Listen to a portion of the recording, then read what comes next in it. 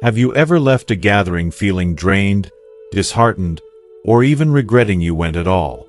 As we get older, certain social gatherings that once felt uplifting can suddenly feel toxic, emotionally exhausting, or even harmful to our health. Why is that? And how do you protect yourself from these negative experiences? In this video, we'll explore 6 specific types of gatherings to avoid as you age. Each one has a unique way of draining your energy, impacting your health, or even putting your finances at risk. Imagine learning how to recognize gatherings that cause jealousy and envy, gatherings centered around drinking that damage your health, or even gatherings where friends subtly compete with one another.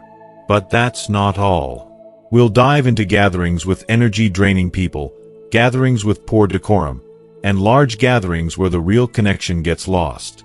You'll gain insights from experts on how these gatherings affect our well-being, and most importantly, practical ways to make healthier, more enriching choices in your social life.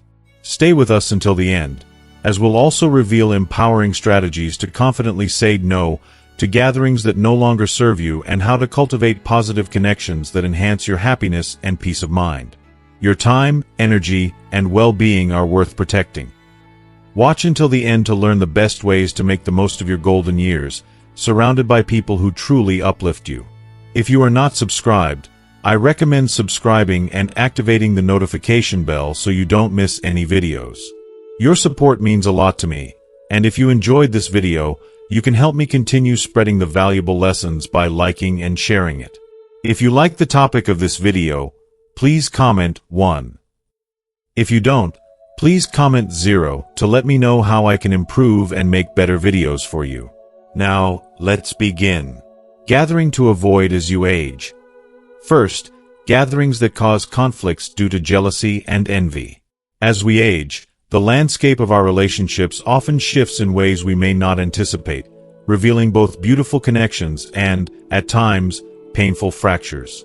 These fractures often stem from subtle but pervasive feelings of jealousy and envy that creep into gatherings once thought to be joyful.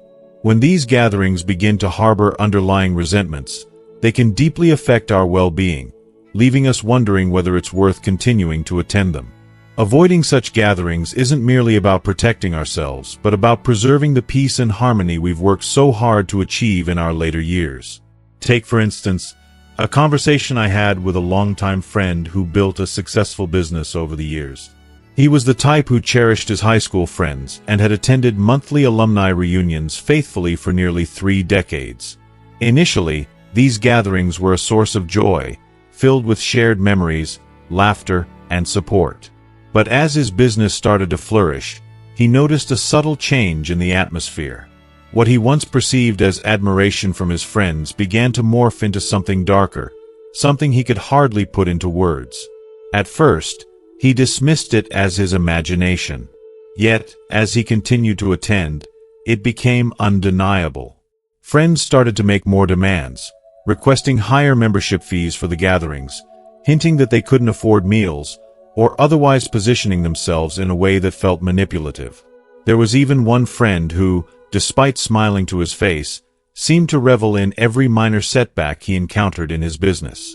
It was heartbreaking and confusing for him, as these were friends he once trusted and believed in. Slowly, he began to realize that attending these gatherings only served to reopen wounds, exposing him to silent judgments and veiled resentment. He eventually made the difficult decision to step back from these reunions, a decision he admitted was painful but ultimately necessary for his peace of mind. This experience, though personal to him, is hardly unique. It reflects a phenomenon that is more widespread than we might like to admit. A study by the Seoul National University Institute of Gerontology found that a striking 67% of people over 60 reported experiencing jealousy and envy from friends or acquaintances. This isn't just a number. It's a harsh reality for so many, a hidden emotional toll that compounds as we age. The reasons for this are complex and rooted in human nature itself. After retirement, as many people settle into a quieter life, they tend to reflect on their achievements and regrets. When they see friends who seem to have made it, those who might have achieved financial success, a happy family life, or personal accomplishments, the differences can become glaring. And with these differences, feelings of envy or jealousy often arise. If you are still watching this video and find these lessons useful, please comment 1 below to let me know that you are still here with me. This is particularly true in a culture where success is highly valued, and people tend to measure their worth against others. These emotions can lead to unexpected tension and distance, often causing friends to judge or criticize each other under the guise of concern. When conversations become tainted with undercurrents of criticism or subtle digs, the joy and warmth that once characterized these gatherings quickly disappear, leaving an atmosphere that feels cold and uninviting. I, too, had a personal encounter with this kind of unintentional hurt.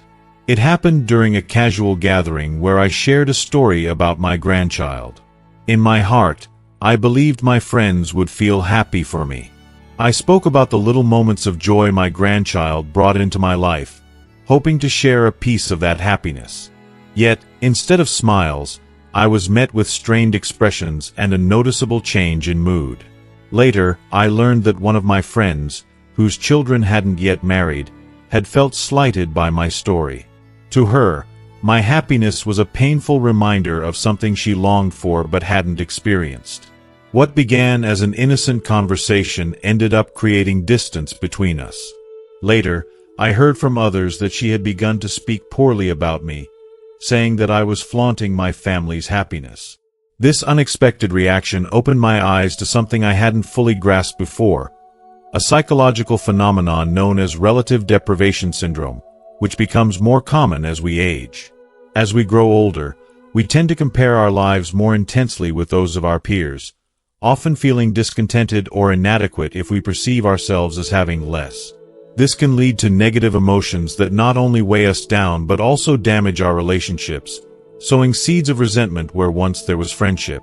So, what can we do in the face of such painful dynamics? Experts often advise that if a particular gathering stirs up emotions of jealousy, resentment, or discomfort, it may be healthier to distance oneself from it. This doesn't mean we don't value these relationships or that we are selfish for stepping back.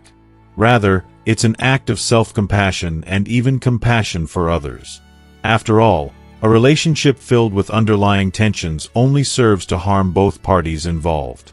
By choosing to surround ourselves with people who genuinely support and celebrate us, we allow space for healthier, more fulfilling connections. However, this advice, while sound, is not always easy to implement. Realistically, not everyone in our lives can fully understand or respect each other's unique circumstances and achievements. Some friends may lack the emotional resilience to celebrate others' happiness without reflecting on what they feel they lack. This is why, as we age, we must be more discerning about the company we keep. It becomes crucial to protect our emotional health by choosing relationships that enrich us, not those that drain us. In the end, the friendships we nurture should be sources of comfort and understanding. They should be spaces where we can share our joys without fear of judgment or envy, where we can talk about our struggles and be met with empathy, not indifference. As we grow older, we deserve to cherish our peace and to let go of gatherings that only add unnecessary pain. There is strength in letting go of toxic dynamics, in stepping away from environments that weigh us down, and in seeking relationships that bring light, joy, and mutual respect into our lives. Gathering to avoid as you age. Second, gatherings centered around alcohol. In recent months, I had a conversation with a man named Kim Young-woo, a 65-year-old with years of life experience, whose story left a lasting impact on me. He spoke candidly about a realization that had been building in him over the years. In the beginning, I enjoyed a drink or two, especially at gatherings with my friends or former colleagues. It seemed like a small indulgence, a moment of shared joy and laughter. But over time, I noticed something strange. I would leave these gatherings feeling more hollow than fulfilled. I've attended these kinds of gatherings for over 30 years, yet now, I feel only dread when I think about them. Why is that? His words touched on something deeply familiar yet rarely discussed: the complex relationship we develop with alcohol-centered gatherings as we grow older. At first glance, gatherings with friends, especially when accompanied by a drink, seem inviting and warm. They're often filled with shared memories, laughter, and the comfort of familiarity. But as we age, these gatherings can take on a different tone, one that quietly but persistently affects both our health and our emotional state. The comforting embrace of a drink with friends can quickly turn sour, leaving us with physical discomfort and emotional unease. I recall a recent gathering where I casually mentioned that I now take blood pressure medication. Almost immediately, I was met with good-natured ribbing from friends, who teased me for slowing down or getting soft. It may have been said in jest, but the pressure to keep up, to still fit in as I once did, was hard to ignore. Against my better judgment, I joined in, thinking one drink wouldn't hurt. Unfortunately, that one drink led to another, and by the end of the night, I found myself in the emergency room, a wake-up call if ever there was one. But even after that, I noticed that many gatherings still held this unspoken expectation that, without a drink, there's no true relaxation. It's as though drinking is the glue that holds these meetups together, a cultural norm that becomes harder to challenge with each passing year. Particularly after retirement, this expectation can grow even more dangerous. The social dynamics shift, as people no longer have the obligation of an early morning workday to cut the evening short.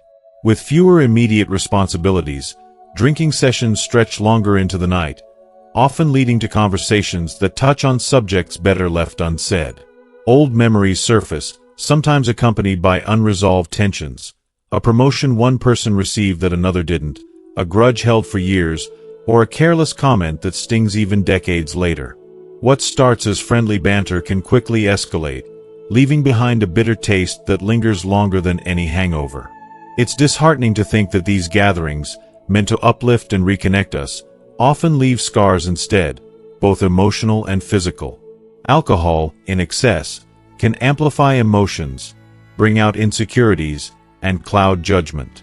It's not uncommon to wake up the next morning with a heavy heart, feeling a vague sense of regret about words said, feelings exposed, or boundaries crossed.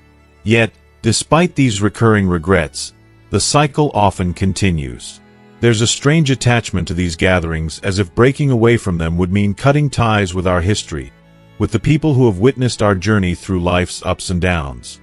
We cling to these connections, even when they no longer serve us, out of loyalty, nostalgia, or perhaps the fear of loneliness.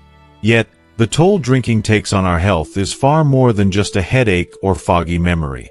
As we age, our bodies undergo countless changes, and our tolerance for alcohol diminishes.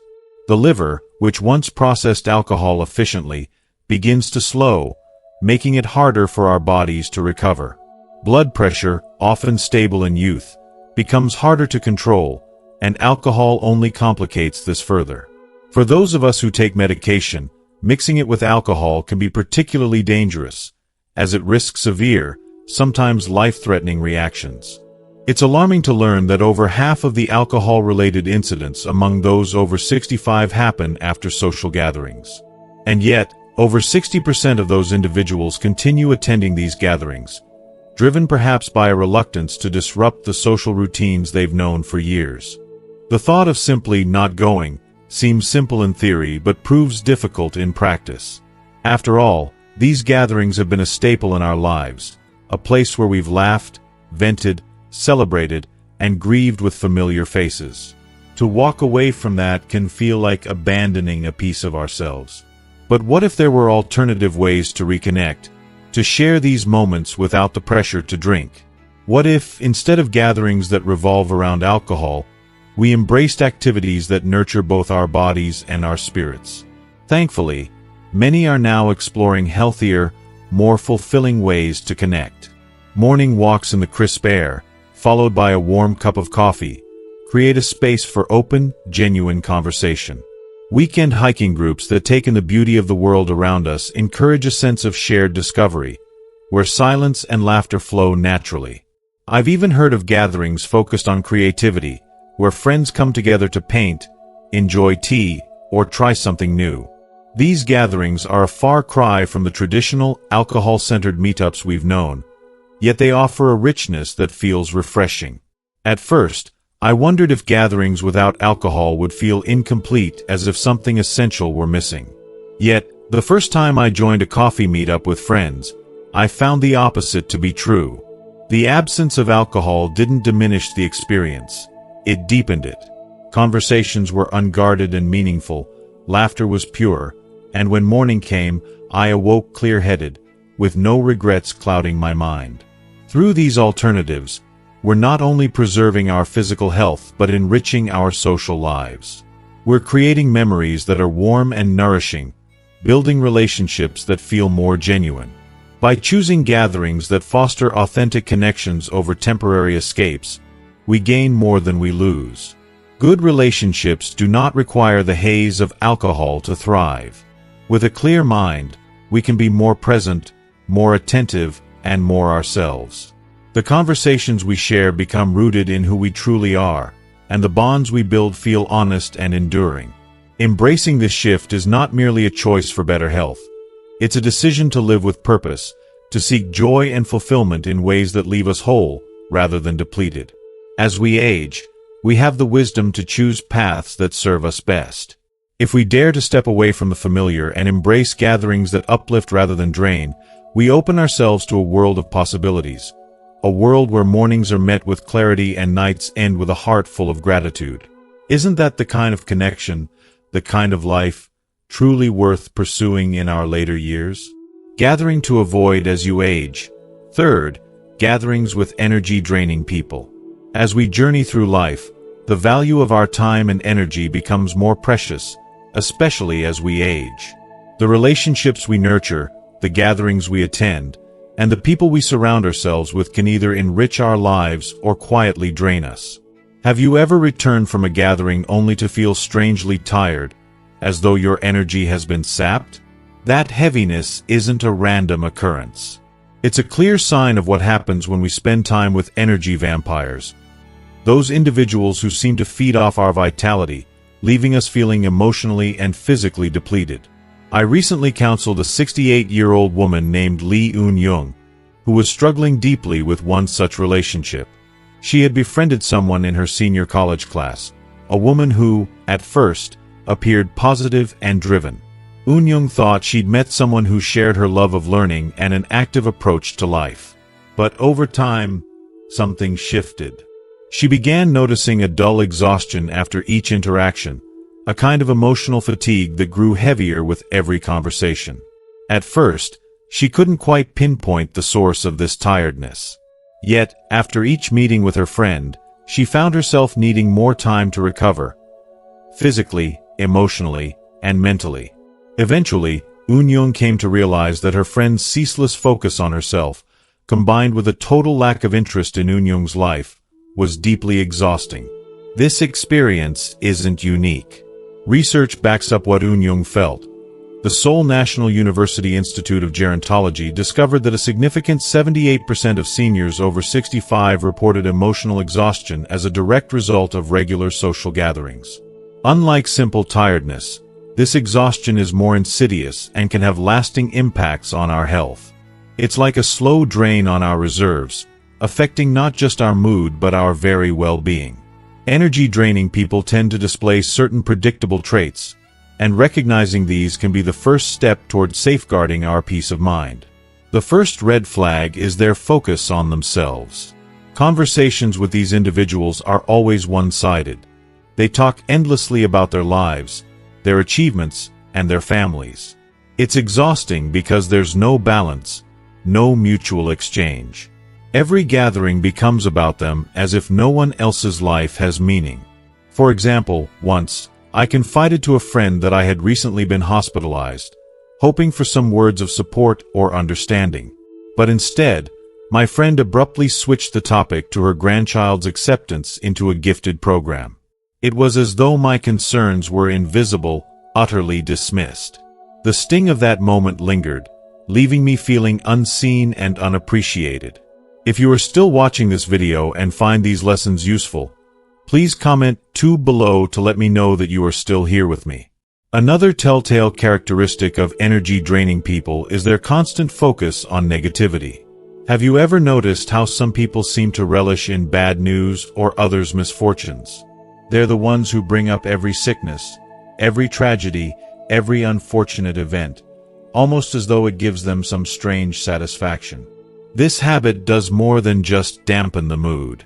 According to research by the Korea Health Insurance Corporation, being exposed to constant negativity can significantly weaken our immune system, raising the risk of depression by up to 3 times. Imagine spending time with someone who only talks about illnesses, accidents, or other distressing events. It's like sitting in a dark, heavy fog. The impact on our minds and bodies can be profound, silently draining us with joy and hope. And then there's the disregard for others' feelings, particularly when it comes to boasting. There's a difference between sharing happiness and mindlessly bragging, especially when it comes at the expense of others. I know a woman whose child has been struggling to find stable employment. Despite this, another friend in their circle endlessly boasts about her child's high-ranking position at a top company, oblivious to how painful this might be for her friend to hear. She doesn't pause to consider that her words might stir feelings of inadequacy or sadness in others. This thoughtlessness can cut deeply, leaving wounds that don't heal easily. As we age, our energy, mental, emotional, and physical, is a finite resource. Deciding where and with whom we spend it is an important, and sometimes difficult, decision. Relationships that drain us of energy do more than just tire us out. They can have serious consequences for our health, contributing to issues like depression, anxiety, and even insomnia. Our time is limited, and as we grow older, we must invest wisely in people who respect our boundaries and reciprocate our kindness. So, what can we do to protect ourselves from these energy-draining relationships? The first step is self-awareness. Listen to your inner reactions after a gathering. Do you feel uplifted, or do you feel weighed down and emotionally tired? That feeling of heaviness or fatigue isn't something to brush aside. It's your mind and body signaling that something isn't right. If a relationship consistently leaves you feeling worse rather than better, consider creating some distance. This doesn't mean you have to cut people out of your life completely, but setting boundaries is essential. Instead, seek out people who bring positivity into your life, those who make you feel valued and respected. Surround yourself with individuals who listen as much as they talk, who show interest in your well-being, and who bring joy to your days rather than dark clouds. Experts suggest that in our later years, social interactions should be a source of mutual encouragement, understanding, and warmth. The gatherings we attend should leave us feeling refreshed and supported, not depleted. As we enter each new stage of life, preserving our peace and protecting our well-being becomes paramount. The relationships we choose to keep close should be those that nurture and sustain us, bringing light to our lives instead of casting shadows. The decision to distance ourselves from energy-draining individuals is not selfish. It's a necessary step in cherishing the time and energy we have left. Let us invest in people who lift us, who share in both the joys and sorrows of life, and who respect our journey. In doing so, we honor not just our years but the strength it took to reach them. Gathering to avoid as you age. Fourth, gatherings with people lacking decorum. As we journey through life and reach an age where time becomes more precious, certain values become more essential. Dignity, respect, and a harmonious environment that lifts our spirits. Gathering with like-minded individuals who share these values brings joy, yet, as we age, we may find ourselves around people who, disappointingly, have not matured in their character or behavior. Instead of cultivating empathy, understanding, and grace, some seem to grow in self-centeredness and disregard for others. This lack of decorum is not merely unpleasant, it drains the joy and peace we worked so hard to maintain in our later years.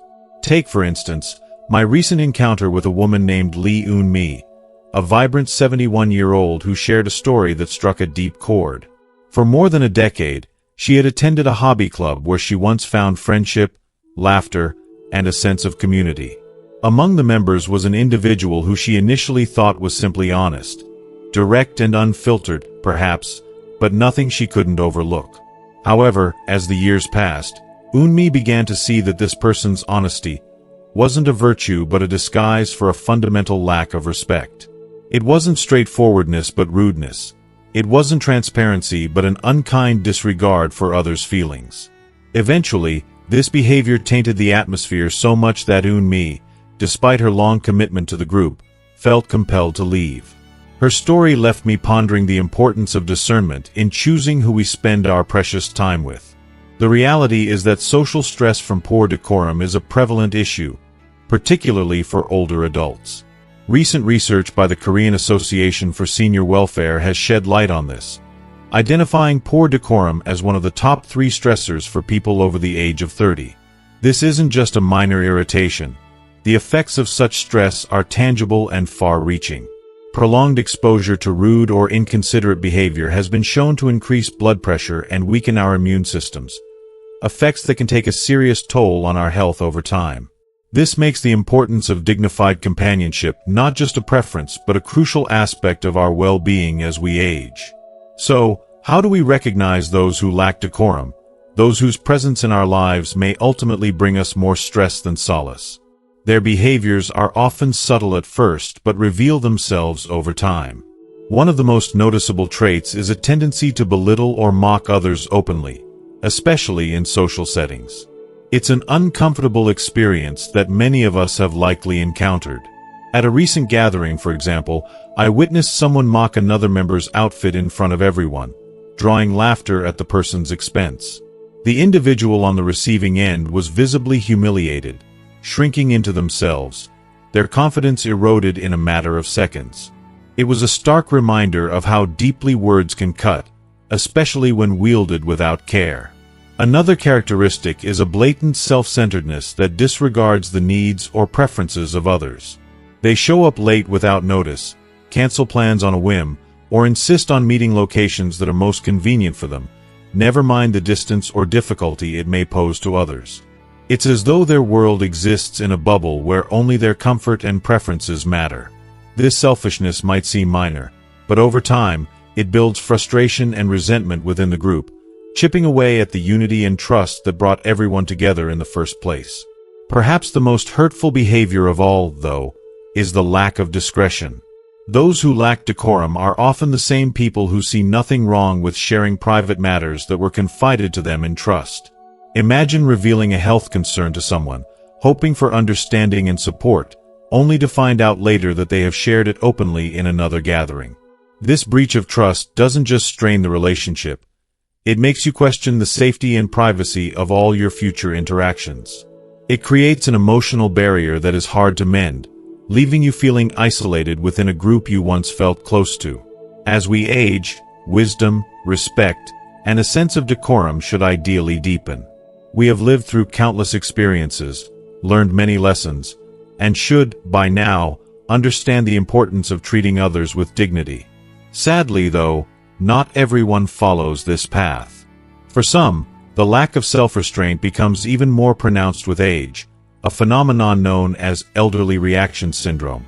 This refers to the tendency for some individuals to lose their filter, expressing emotions or opinions without regard for their impact on others. While it may stem from a combination of diminishing physical strength and the emotional toll of aging, it can have a profoundly negative impact on social interactions, often leading to gatherings that are more tense and uncomfortable than enjoyable. Over time, gatherings tainted by such behavior begin to crumble as people lose interest in attending, feeling more drained than uplifted. At first, we may excuse this behavior, telling ourselves, "They're older. It's just their way." But enduring constant rudeness, selfishness, or indiscretion eventually takes its toll. The atmosphere of long-standing gatherings, some spanning 30 years or more, begins to shift. People start to leave, sometimes quietly, simply fading away from the group. What once was a source of joy, a cherished tradition, is gradually dismantled by the unkindness of a few. So, what can we do to preserve our peace and protect the dignity of our social lives as we age? It may sound harsh, but sometimes the best decision is to step away from gatherings where respect and decorum are absent. This isn't about selfishness or a lack of tolerance. It's about prioritizing our mental and emotional health. By consciously choosing to surround ourselves with people who value respect, empathy, and consideration, we create a space that nurtures our well-being. Spending time with those who genuinely respect and care for us adds richness to our lives, fostering an old age filled with warmth, kindness, and mutual respect. In these intentional gatherings, the joy is palpable, and the memories made are truly worth holding on to. When we surround ourselves with considerate, respectful individuals, we experience connection in its most fulfilling form, one that respects our dignity and enriches our spirits. It's not just about filling our time, it's about filling it meaningfully, with people who help us create memories that we'll cherish, even in our quiet moments. This, after all, is the essence of a life well lived and a legacy worth leaving behind.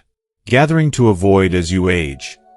Fifth, gatherings with too many people make true communication difficult. As we journey through life, the importance of the gatherings we choose and the company we keep becomes ever more essential to our well-being. With age, our need for genuine connections grows. It's no longer about the thrill of large groups and boisterous parties, but about fostering relationships that bring true fulfillment. This truth resonated profoundly with 73-year-old Choi Young-hee, who, like many of us, began with a modest circle of friends gathering simply to drink tea, share stories, and enjoy each other's company. Just 5 people, meeting regularly to support one another and savor the small moments of life, created a space of joy, ease, and warmth. However, over time, as word of this peaceful gathering spread, more and more people joined, and the essence that made those meetups so special began to disappear. What started as an intimate group blossomed into a full-fledged assembly, swelling to over 50 members. With the influx of new faces, the comfort of close-knit conversations was replaced by noise, distractions, and fleeting greetings. Instead of sharing life's ups and downs or providing support, the interactions became increasingly shallow. Genuine conversations, once full of empathy and personal stories, transformed into quick exchanges as people drifted from one group to another. For Choi, it felt as if she was no longer connecting with friends but simply going through the motions. The closeness that once bound the group had dissolved into formality, and the simplicity she cherished was lost to the overwhelming size. The larger the group, the more challenging it becomes to communicate authentically. In a small gathering, there's a beautiful intimacy where everyone can participate meaningfully, and every voice matters. There's room to listen deeply, to laugh, to reflect, and to hold space for each other's struggles and triumphs. But as numbers grow, communication is reduced to polite pleasantries, diluted to the point that no one truly hears or feels heard. Conversations fragment into side discussions, and the beauty of true connection becomes difficult to find amid the crowd. What was once a haven for open hearts now feels like a space full of faces but lacking the warmth of human connection. The difficulties of large gatherings extend beyond the loss of personal connection. As Choi Young-hee experienced, larger groups bring new layers of structure and expectations, which can gradually erode the joy of these meetups. For instance, her once casual gatherings began to develop rules.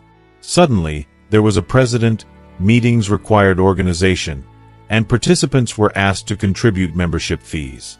What started as a carefree get-together with friends now waited a formal association, complete with financial obligations and required volunteer activities. This shift toward structure and formality meant that spontaneity, once at the heart of the gathering, was gone. Now, instead of sharing tea and stories, members felt bound by obligations and duties, as if attending a meeting rather than a friendly gathering. The simplicity that once made these moments so precious was overwhelmed by rules and responsibilities. In larger groups, the formation of smaller cliques or factions is nearly inevitable, leading to further disconnection. For Choi, who valued unity and harmony, it was heartbreaking to watch her friends divide into smaller groups, each eyeing the other with caution. Instead of a shared purpose and spirit, small divisions formed, with members aligned in little factions. Even minor issues, like electing a group leader, became contentious, leading to petty disputes and tension within the group. This division, experts suggest, is common in large gatherings and often leads to complicated human relationships that can weigh heavily on mental health. As we grow older, such relational complexities become particularly burdensome. What we seek in later years is calm and comfort, not the stress of managing competing personalities and alliances. Financial burdens add yet another layer of difficulty to large gatherings. When Choi's group was just a handful of people, expenses were simple: a few cups of tea, maybe some treats to share, and nothing more. But as the gathering expanded, so did the associated costs. Membership fees became necessary, along with extra costs for organizing activities, hosting events, and even arranging group trips. For someone without a steady income or who may be relying on retirement funds, these expenses can become a substantial source of stress. Monthly contributions, travel expenses, and social fees pile up, transforming what was once a leisurely activity into a financial strain. With more people, the costs increase, and as the group shifts towards more elaborate activities, the financial pressure on members grows, potentially overshadowing the joy of participation. Faced with these challenges, what can one do? Experts and those who have lived through similar experiences often suggest that, as we age, we should prioritize quality over quantity in our social lives. Building deep, meaningful relationships with a small circle of close friends can be far more fulfilling and emotionally sustaining than trying to keep up with large gatherings. Small groups allow us to truly listen, to understand, and to be understood in return. With just a few trusted friends, there's freedom to be yourself, to share deeply, and to experience the richness of connection that isn't possible in a crowd. In these small gatherings, there's space for silence, empathy, and even laughter that doesn't need to compete for attention. To preserve this closeness, it's sometimes necessary to take a step back and gently pare down the group to those who genuinely contribute to the spirit of companionship and support. This may mean gracefully declining new members or stepping away from larger gatherings to nurture those few relationships that truly matter. Doing so can keep the essence of the gathering intact, a place of simplicity, warmth, and support that grows more meaningful with time. Ultimately, aging brings its own set of challenges and reflections, and choosing meaningful connections becomes a profound act of self-care. In a world full of noise, superficiality, and fleeting connections, having a few close, enduring friendships is a priceless treasure. These are the bonds that enrich our lives, providing comfort, joy, and a safe space to share both the light and shadows of our lives. For those like Choi Young-hee, who have experienced both the beauty of small gatherings and the strain of larger ones, the lesson is clear. True happiness often lies not in the size of our social circles, but in the depth of the connections we cultivate. And in these cherished few friendships, we find the solace and joy that truly enhance the quality of life, bringing peace to our hearts as we grow older. Gathering to avoid as you age. Sixth, gatherings that force unnecessary expenses. As we journey into the later years of our lives, it's essential to be cautious of certain types of gatherings that may seem harmless but, in truth, pose significant risks to our well-being and finances. These gatherings often masquerade as innocent, enjoyable events, promising free services or excursions, yet they hide ulterior motives. A gathering that pressures you into unnecessary expenses is one of the most common traps, and it's often disguised under the enticing promise of free. Hearing the word free can stir up excitement in any of us. The idea of a complimentary experience, trip, or service feels like a reward. However, as life has shown us, nothing is ever truly free. Take the story of 76-year-old Kim Young-hee, who accepted an invitation to what she believed was a free hot spring trip. She anticipated a relaxing day with fellow seniors, only to find herself caught in an expertly set trap. By the end of this supposed free trip, she was persuaded, under relentless sales pressure, to purchase a health product for 2 million won. This single experience became a profound financial blow for her, one she never anticipated when she set out that day. And she is not alone. Unfortunately, statistics reveal a staggering trend. Last year, scams targeting seniors in similar situations led to a collective financial loss of over 70 billion won. These scams have grown alarmingly sophisticated, exploiting the needs and vulnerabilities of seniors, especially those who seek companionship, health, or community engagement in their golden years. They use various guises to lure unsuspecting attendees, with one of the most common being gatherings that promise free health checkups. Initially, they offer a quick checkup for common health concerns like blood pressure or diabetes. It seems simple and beneficial, and who wouldn't want to monitor their health? But right after the screening, salespeople swoop in, suggesting that without certain costly medical devices, one's health could deteriorate. They create a high-stakes atmosphere, and before attendees know it, they've spent tens of millions of won on medical equipment they never needed. Another scheme comes in the form of so-called filial piety tourism. These events are marketed as free or low-cost trips aimed at strengthening family bonds, often targeting those who may feel lonely or isolated. They promise picturesque views of places like Jeju Island, beautiful accommodations, and delicious meals. At first, everything feels wonderful. But in the middle of the trip, the tour guides divert the group to a promotional center. Here, the atmosphere changes. Everyone is urged to make purchases. In an unfamiliar environment, and perhaps under pressure to go along with the group, many attendees find themselves swiping their credit cards for expensive health supplements or beauty products. One seemingly innocent, heartfelt trip can easily result in a 1.5 million won bill for items they didn't want or plan to buy.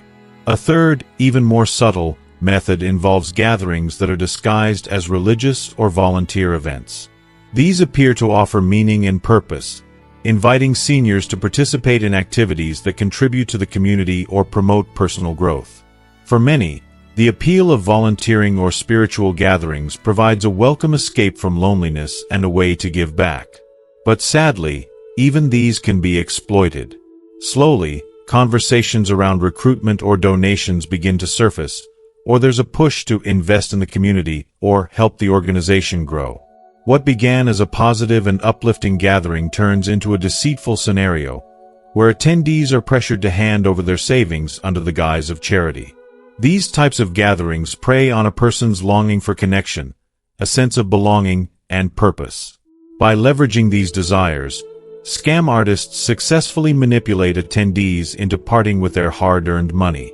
The reality is that falling victim to these tactics can devastate one's retirement funds. For those of us who have spent years saving and preparing for a peaceful retirement, such losses are more than financial, they're personal. And once these contracts are signed or items are purchased, refunds are virtually impossible to secure, leaving victims without recourse. So, how can we protect ourselves from such deceitful schemes?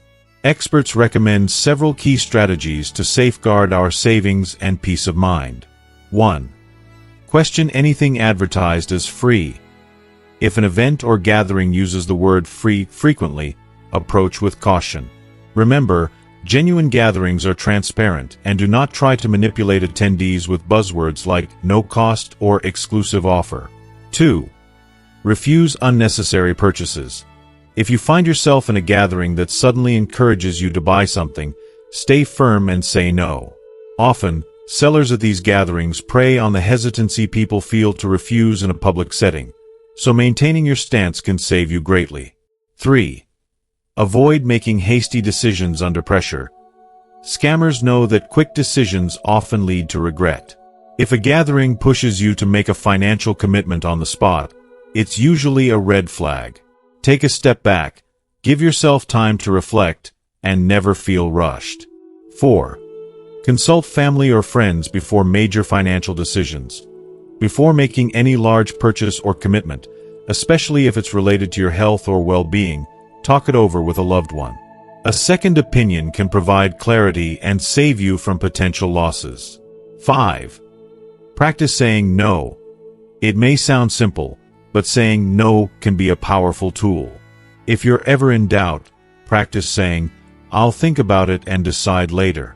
This phrase alone can buy you the time you need to escape the moment's pressure and make a thoughtful choice. If you are still watching this video and find these lessons useful, please comment 3 below to let me know that you are still here with me. The core of these strategies is the recognition that your retirement savings are the fruit of a lifetime of hard work, dedication, and sacrifice. They are not just numbers in a bank account. They represent your security, your dreams, and the freedom to enjoy life on your terms. Protecting them is about more than just safeguarding money. It's about safeguarding the life you've built and the years you still have ahead. In these golden years, there is no obligation to attend gatherings that feel more like burdens than blessings. If a gathering doesn't align with your values, goals, or desires, there's no harm in saying no. While we may have spent years striving to meet others' expectations or worrying about how others perceive us, now is the time to embrace self-care and self-respect. Now is the time to make choices that enrich, not deplete, our lives. True wisdom lies in listening to ourselves and honoring our well-being. Healthy and positive gatherings can indeed add joy, connection, and even purpose to our lives. But harmful gatherings, those designed to manipulate, deceive, or exploit, can lead to severe emotional and financial harm. Remember, it takes courage to say no, especially when we're pressured or when something is presented as an opportunity. Yet, that simple, resolute no can often be the greatest act of self-protection. In the end, saying no isn't just about rejecting a bad gathering. It's about affirming the life you've earned and protecting the peace and security you deserve. As we come to the end of this important discussion, I'd love to hear your thoughts. What have you learned so far about protecting yourself and your loved ones from these hidden traps? Reflect for a moment and share one key takeaway that you'll put into practice in your life. It could be a tip you'll remember, a habit you'll adopt, or even a commitment to help those around you stay safe. Comment below. We'd love to hear from you. If you found this video valuable, please take a moment to leave your comment below. And don't forget to like, share, and subscribe to our channel. By doing so, you'll stay connected with us and continue receiving content designed to enrich and protect your life. Thank you for watching, and let's keep building a wiser, safer community together.